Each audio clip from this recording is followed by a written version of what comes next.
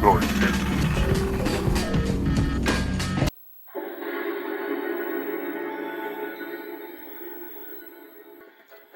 everybody, welcome today to N64 Mysteries.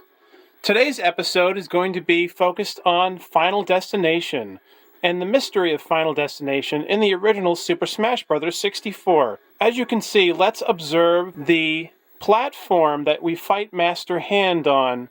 The entire floor, Final Destination, is actually the Mayan zodiac, which is an astrological symbol. And the Path of Fortune is also an alchemical symbol. One would think that all the symbols on the Path of Fortune here would all be astrological signs that you see in the typical zodiac signs in this kind of symbol. But they're not actually. I think they're actually alchemical symbols. The same 5 symbols are on each piece of this occultic pizza pie, basically. And we see the Mayan face, the Mayan sun symbol, is right in the center.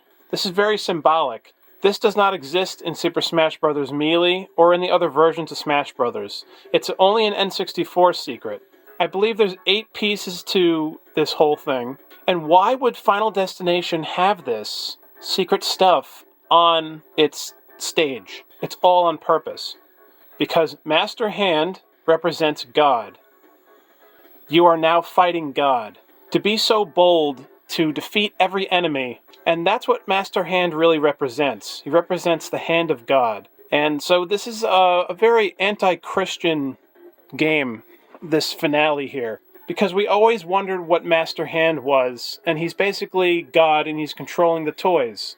But you, the player, decided you're tired of God's crap and you don't want to be regulated to what you are, and this is your rebellion against God by fighting him.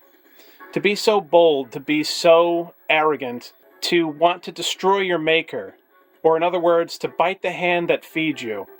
Well, curiosity will kill the cat. It's also not just arrogant, but also ungrateful, because the players in Smash Bros. Should just be grateful that they got to exist, and that God, or Master Hand, was able to give them a life.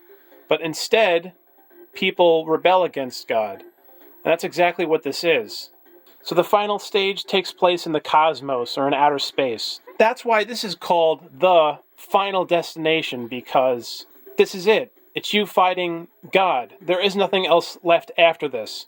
So this is the final place, the final refuge, the final location that can exist ever in history and in time. It's the final destination. There is no other destinations beyond this point. Which is why when you defeat Master Hand, that's why the screen goes all black. Because you just defeated God and there's nothing else left. There's nothing else left. So that's what you get for your rebellion. Is just like Willy Wonka said, you get nothing! You lose! Good day, sir! The Mayan zodiac symbol includes symbols that are associated with animals and elements, which makes a lot of sense. A lot of characters in Smash Bros. Are animals, and elements would basically be all the levels that God created for all the players in Smash Bros. to play around in, or to live in. But this game represents chaos. The storyline in this game is chaos.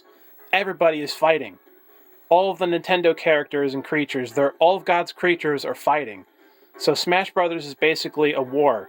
It's the end of the world, which is why Mario's fighting Link, Pikachu is fighting Yoshi, and Donkey Kong. They're all fighting each other because that's the apocalypse. Everybody will turn against each other. And the Final Destination, the one person left who defeated everyone else, who else is there to defeat? Who else left is there to defeat? Well, God. Even though people shouldn't want to defeat God because God is our maker and we should love him and respect him for that, there will be people in the end times that will rebel even more against God and will want to kill God, basically. And they will fail, of course. But the Mayan zodiac symbol is very important because it has dates that represent the 2nd of January to January 21st. And that's really interesting because Super Smash Bros. 64 was first released in Japan on January 21st, 1999. So the end date of the Mayan zodiac is the exact date that Super Smash Bros. 1 was released in Japan. That's right, same dates. The Mayan zodiac ends on January 21st, and the game was released, I'll say again, released on January 21st in 1999. This is not an accident, this is on purpose. Also, this game was released in 1999, and if you can recall, this was like the Y2K year. You know, everybody thought the world was going to come to an end, so this is really like symbolic of that as well. Now let's talk about the symbols.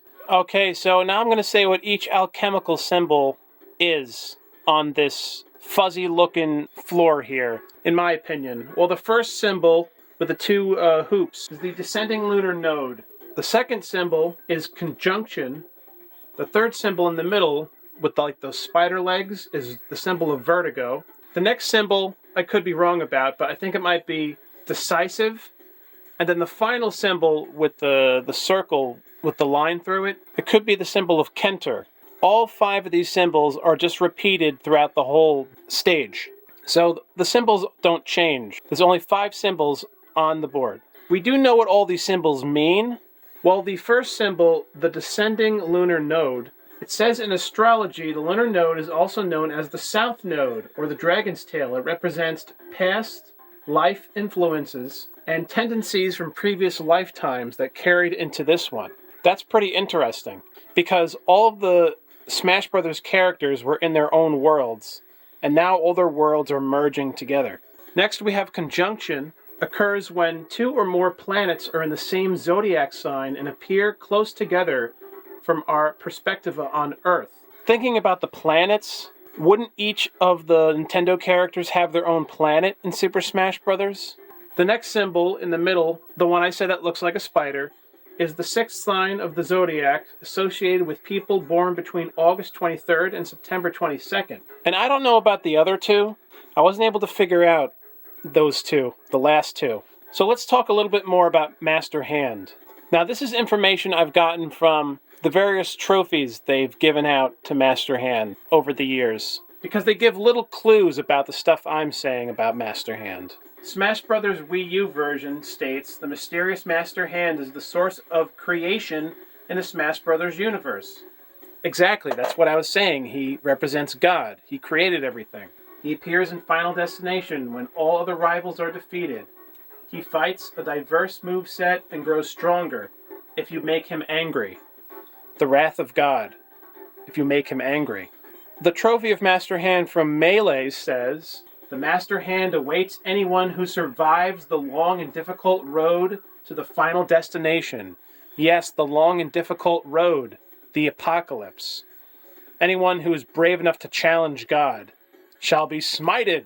And it also states that he is the symbolic link between the real world and the imaginary battlefields of Super Smash Bros. Yes, he's the link between the real world and the world he created for us. So there is a world that does exist. You could call it the afterlife, the cosmos, space, whatever else you want to call it, God's kingdom. There is another world that does exist. There's a veil that is hidden from us that does exist, where God exists and other stuff exists that he created. But he created a world for us to just live on Earth. Another Smash Bros. Trophy from Master Hand states, a being tied to the link between this world, where trophies fight, and the world beyond. Again, the stuff I was saying, the world beyond. The meaning of his existence is unknown, as are his goals. Now that sounds like how people feel about God. You know, people resent God.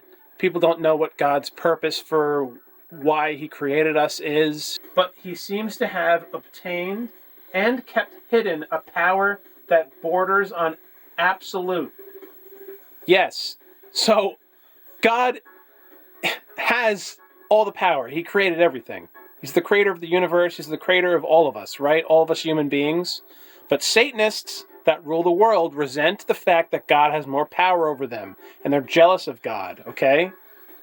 Which is why they put frickin' Master Hand, or God, as the final boss in Super Smash Bros. According to the trophy description, it says he has obtained and kept hidden a power. First of all, God did not obtain any power. He already had the power. This implies that God, stole a power from somewhere, or there is another God beyond God. No, there is no such other God that exists. It's just God. One being, God. And kept hidden. People resent the fact that there are hidden powers that human beings could have, that God has, that human beings wish they had, and they are resentful against God about that instead of being grateful. A power that borders on absolute. It doesn't border on absolute, it is absolute. This language is very tricky. It's very sneaky. It borders on absolute. So in other words, that sentence is basically declaring that it's possible that it could possibly not border on absolute, that there's this small smidget of a window to defeat God. And no, that's a dumbass way to think. Absolutely not. And you shouldn't want to defeat God. You should be grateful. He also seems to find a certain joy in challenging chosen warriors who've claimed many victories. Now let's talk about the other character that was first introduced in Melee, Crazy Hand. Crazy Hand is God's other hand. It represents God's chaotic side, rageful side. It's kind of like the yin and yang, like good and evil. According to this game, God is also evil as well. He's also smiteful as well as less smiteful. Like Crazy Hand is supposed to represent like the chaotic side of God. According to the people that made Smash Brothers, the side of God that made mistakes. Where Master Hand loves to create, God, its alter ego is impulsive and destructive, consumed with that hollow feeling which comes from destroying one's own creations. So this is like a jab at God for like the Great Flood, or the destruction of the planet from bad weather, volcano eruptions, tsunamis. I think those things were not created by God. When they happen, that's just our ecosystem, which a lot of those floods and natural earth disasters, they come from people not taking care of the planet, okay? It comes from people who rule the world that they found a way to manipulate the weather, so they cause a lot of those accidents that happen, those kind of destructive things. But going back to the Great Flood, that was a rare instance where God flooded the earth, where the giants walked upon the earth, known as the Anunnaki, or the Nephilim, who were the fallen angels that were having sex with the women of earth, and they gave birth to giants that walked upon the earth. This would be known to other people as dinosaurs, but the Bible calls them the Anunnaki, the giants that walked upon the earth in the times of Noah in the book of Genesis. What I'm trying to get at here is that God didn't flood the earth because he was impulsive and he was consumed with a hollow feeling that comes from destroying one's own creation. The description here, God flooded the earth because most of the planet Earth was full of debauchery, hedonism, sin, and destruction. Earth was the devil's playground because the giants were walking upon the whole earth, and the whole earth was like in disarray, and it was pure evil, like way more evil than now. So basically in that time of Noah, there was only probably like 10 or a small number of people that were good people that believed in God, and God decided to save them. And that's why he called upon Noah, who he thought was the greatest person to do this task. He built the damn ark. The earth was flooded. It was all about rebirthing the earth and washing out basically all the filth, all the destruction that was birthed. So after the flood happened, now earth can be renewed, and a new population of normal, nice people can live upon the earth. With normal bad people, not these freakazoid giants that walked upon the earth. I know I just went on a tangent, but this does tie in to Crazy Hand and what we're talking about, so it makes sense that I brought it up. Now, I know I'm deeply religious, and I'm throwing in my religious rhetoric in this video, but that's what this game is showing you anyway. I mean, it's what it represents, so... It also states the Crazy Hand appears when a player clears obstacles quickly and Master Hand's power is low. Now you guys know the secrets. These are the secrets to Super Smash Bros. 64 and what Final Destination actually represents.